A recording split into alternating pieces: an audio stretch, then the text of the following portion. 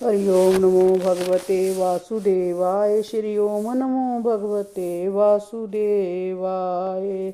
सती की माता और बहनों के अतिरिक्त किसी ने भी उनका सत्कार नहीं किया। इससे सती का मन आहत हो उठा। उन्होंने अपनी माता और बहनों के द्वारा दिए गए उपहारों को भी स्वीकार नहीं किया। वह चुपचाप कुछ देर जगशाला में खड़ी रही। अपने पिता के द्वारा अपमान होते देखकर सती का हृदय पहले ही आहत था, किंतु जब उन्होंने देखा कि उनके पति का भी कोई जग का भाग वहाँ नहीं रखा गया है, तो वह दुखी हो उठी। उन्हें पश्चाताप हुआ होने लगा कि बिना बुलाए वह जगशाला में क्यों आई। उन्हें इस प्रकार दुखी होते देखकर उनके साथ आए शिव के गण क्रोधित हो उठे। वह दक्ष को मारने के लिए आगे बढ़ने लगे, तो सती ने अपने तेज से उन्हें रोकते हुए अपने पिता से कहा, पिताश्री, भगवान शंकर से बड़ा इस संसार में कोई नहीं है। वह सभी देहधारियों के आत्मा है, उनका किसी प्राणी से बैर नहीं है। वह सभी के कारण स्वरूप हैं। ऐसा कौन है जो उनसे बैर करेगा। आप जैसे अहंकारी लोग ही उनमें दोष ढूंढते हैं, जबकि कोई साधु पुरुष ऐसा नहीं करता।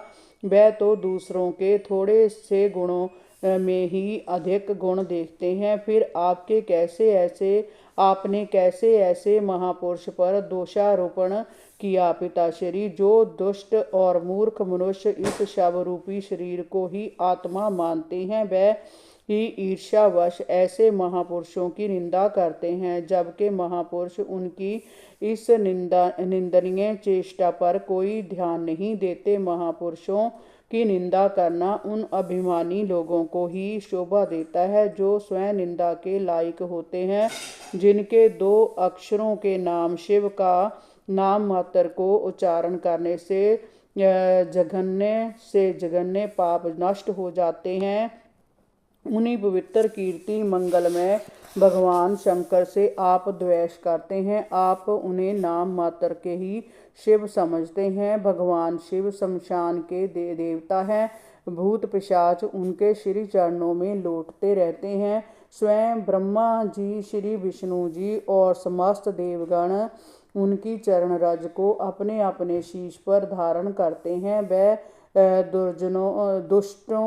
दुष्ट जनों को पल भर में ही नष्ट करने की शक्ति रखते हैं। आपने मेरे पति भगवान नीलकंठ की निंदा की है, इसलिए आपसे उत्पन्न हुए इस शरीर को अब मैं नहीं रख सकता। आप भगवान शंकर के प्रति अपराध करने वाले हैं, अतः आपके अंश से उत्पन्न इस निंदनीय देह को रखकर मैं क्या करूंगी। मुझे अपने पर लज्जा आती है कि मैं आपकी पुत्री हूँ। महापुरुषों का अपमान करने वाले के घर में जन्म लेना भी महापाप है। धिक्कार है मुझे अपने इस जीवन पर। विदर्जी, ऐसा कहकर सती ने भगवान शंकर का स्मरण किया और उनसे क्षमा प्रार्थना करते हुए जग की अगन में कूद पड़ी। उनका शरीर सहसा दहक उठा। सभी देवगण और ऋषि मुनियों ने सती का देह त्याग देखा तो वह घबराकर उठ खड़े हुए, परंतु तब तक बहुत देर हो चुकी थी। सती की देह धूं धूं करके जल उठी। सती के परिजनों ने देखा तो वह हाहाकार करते हुए जग वेदी की ओर दौड़े। वहां पर भयानक कोलाहल फैल गया। जग भ्रष्ट हो गया। सब और ध्वनि सुनाई देने लगी। हाय, दक्ष के दुर्व्यवहार से कुपित होकर देवादिदेव महादेव की प्रिय सती ने जग कुंड में कूदकर अपने प्राण त्याग दिए। उसी समय शिव गणों ने दक्ष को मारने के लिए आक्रमण कर दिया, परंतु तभी महर्षि भृगु ने जग को बचाने के लिए और दक्ष की रक्षा के लिए अपरथ रक्षक मंत्र का उच्चारण करके दक्षिणायन में आहुति दी, तो जग कुंड में से हजारों तेजस्वी देवता अस्त्र शस्त्र लेकर प्रकट हुए तो उन शिव गणों के सामने आ गए। उन ब्रह्म तेज से संपन्न देवताओं ने उन्हें रोका तो वह शिवगण पीछे हट गए और वापस लौट गए। 5वां अध्याय दक्ष यज्ञ विध्वंस और दक्ष का वध। श्री मैत्रेय जी ने कहा, विदर जी, जब महादेव जी को देव ऋषि नारद द्वारा यह समाचार मिला कि भगवती सती ने दक्ष द्वारा अपमानित होकर अपने प्राणों की आहुति दे दी है और भृगु ऋषि द्वारा अग्नि से उत्पन्न देवताओं ने शिव के गणों को भगा दिया है, तो भगवान शंकर को बड़ा दुख हुआ। वह क्रोधित होकर उठ खड़े हुए। उन्होंने अपनी जटाओं की एक लट उखाड़कर उसे धरती पर पटका। उसके पटकते ही उसमें से एक विशाल प्राणी प्रकट हुआ। उसके 1000 हाथ थे और 3 नेत्र थे। उसके गले में रुंड मुंडों की मालाएं पड़ी थी। उसका चेहरा बड़ा भयानक था और नुकीले दांत बाहर की ओर निकले हुए थे। उसने झुककर भगवान महादेव को नमन किया और उनसे पूछा कि उसके लिए क्या आज्ञा है। इस पर महादेव ने उससे कहा, वीरभद्र, तुम मेरे अंश से उत्पन्न महाकाल के सदृश वीर हो। जाओ, उस नर पिशाच दक्ष के जग का विध्वंस करो और उस दक्ष को मार डालो। महादेव की आज्ञा पाकर वीरभद्र ने भगवान शिव की परिक्रमा की और भयानक अट्टहास किया। उसकी सिंह गर्जना से सारी दिशाएं कांप उठी। पर्वत की चट्टानें टूट टूट कर गिरने लगी। वीरभद्र ने एक विशाल त्रिशूल को ऊंचा किया और दक्ष प्रजापति की यज्ञशाला की ओर चल दिया। उसके साथ साथ शिव के सैकड़ों गण तरह तरह के अस्त्र शस्त्र लेकर उसके पीछे पीछे चल पड़े। उनके चलने से धरती दहल उठी और आकाश में मानो काली आंधी उमड़ने लगी। भयानक शोर होने लगा। दक्ष की यज्ञशाला में भृगु आदि जो ऋषि गण बैठे थे और देवगणों तथा प्रजापति दक्ष के परिवार वालों के साथ यज्ञ कर रहे थे। अचानक उत्तर दिशा की ओर से उठती काली आंधी और शोर को सुनकर चिंतित हो उठे। इससे पहले कि वह संभल पाते, वीरभद्र, नंदीश्वर और शिव के हजारों विचित्र विचित्र चेहरे वाले गण शोर मचाते हुए यज्ञशाला पर टूट पड़े। उन्होंने यज्ञशाला और पाकशाला को तहस नहस कर दिया। ऋषियों को पकड़ पकड़ कर मारना प्रारंभ कर दिया। नंदीश्वर ने भृगु ऋषि की मूछ दाढ़ी नोच डाली। देवगण और अन्य ऋषिगणों के साथ वहां उपस्थित दक्ष के परिजन अपनी अपनी जान बचाने के लिए वहां से भागने लगे। वीरभद्र ने यज्ञशाला को घेरकर दक्ष को पकड़ लिया और उसकी गर्दन काटकर उसका सिर जग की अग्नि में फेंक दिया। उसमें मल मूत्र डाल दिया। जब सब तरफ कोलाहल मचा था, दक्ष के मरते ही वहां रोना पीटना प्रारंभ हो गया। शिव के गणों ने भग देवता को धरती पर पटक कर उसकी आंखें निकाल ली, क्योंकि दक्ष जब महादेव जी को शाप दे रहा था तब उसने दक्ष को अपने नेत्रों से इशारा देकर उकसाया था। उन्होंने पूछा कि दांत तोड़ डाले, क्योंकि जब दक्ष ने महादेव जी को गालियां दी थी तब वह दांत फाड़कर हंस रहा था। दक्ष यज्ञ को विध्वंस कर और दक्ष को मारकर वीरभद्र और अन्य शिवगण कैलाश पर्वत पर लौट गए।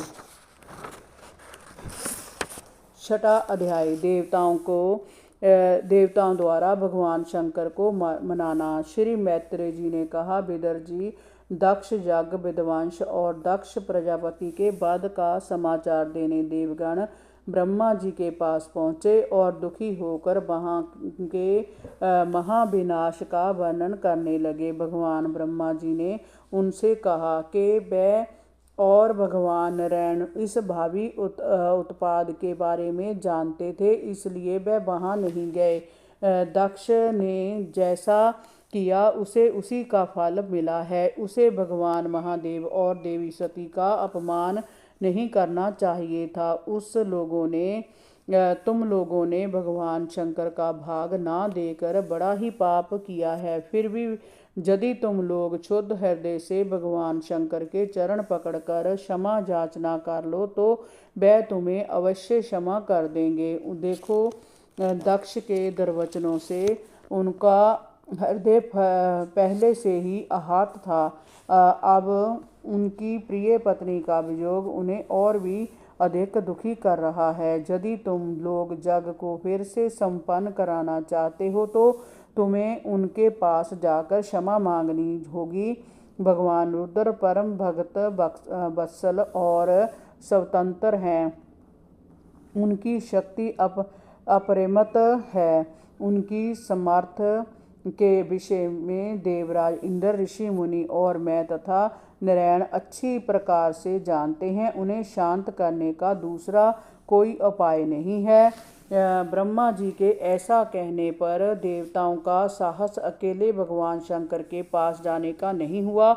उन्होंने ब्रह्मा जी से साथ चलने की प्रार्थना की। तब ब्रह्मा जी उनको प्रजापतियों और पितरों के साथ लेकर कैलाश पर्वत गए। वह पर्वत प्राकृतिक सौंदर्य से भरपूर था। विविध प्रकार के सुगंधित पुष्पों और झरनों की कलकल से पूरा प्रदेश मधुरम हो रहा था। वहाँ नंदा और अलकनंदा नाम की दो नदियाँ बहती थी। कैलाश पर्वत के तल में मानसरोवर का निर्मल जल असंख्य कमल के पुष्पों से भरा रहता था। अलकापुरी के जैसा ऐश्वर्य और सौंदर्य वहाँ चारों ओर बिखरा हुआ था। शुभ धवल हिम शिखरों की शीतल छाया वहाँ सर्वत्र फैली थी। परंतु इस समय वहाँ का सारा वातावरण शोक में डूबा हुआ था। वहाँ एक विशाल वट वृक्ष के नीचे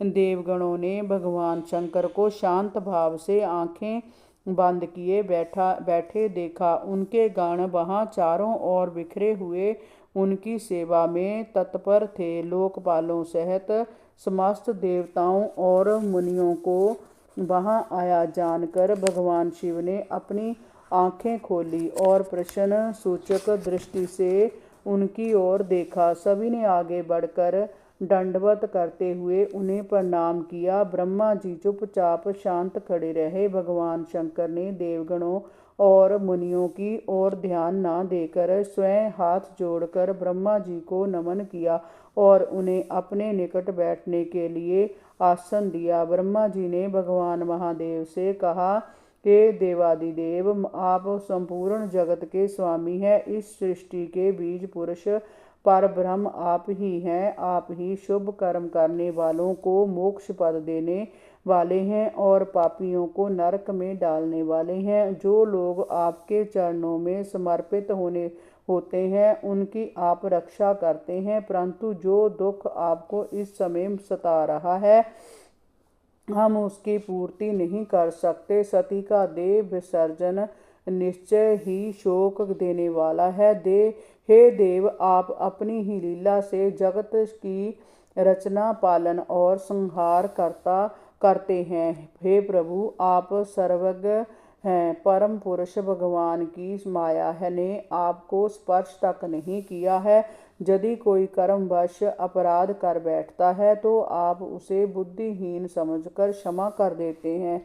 आप सबके मूल आधार हैं। आप ही संपूर्ण जगों के संपूर्ण करने वाले हैं। जग भाग पाने का आपको पूर्ण अधिकार है। दक्ष ने आपका जग भाग ना देकर बुद्धिहीनता का परिचय दिया है। इसी कारण उसका जग आपके द्वारा नष्ट हुआ है। हे भोलेनाथ, इन सभी ऋषि मुनियों की इच्छा है कि आप जग का पुनरुद्धार करें और दक्ष को पुनर्जीवित करें। महर्षि भृगु की दाढ़ी मूछें फिर से आ जाएं तथा जिन जजमानों को चोट पहुंची है वह फिर से ठीक हो जाएं। जय चाहते हैं कि विध्वंस हुआ जग फिर से पूर्ण हो और आपको जग का पूरा भाग मिले। हरि ओम नमो भगवते वासुदेवाय। श्री ओम नमो भगवते वासुदेवाय।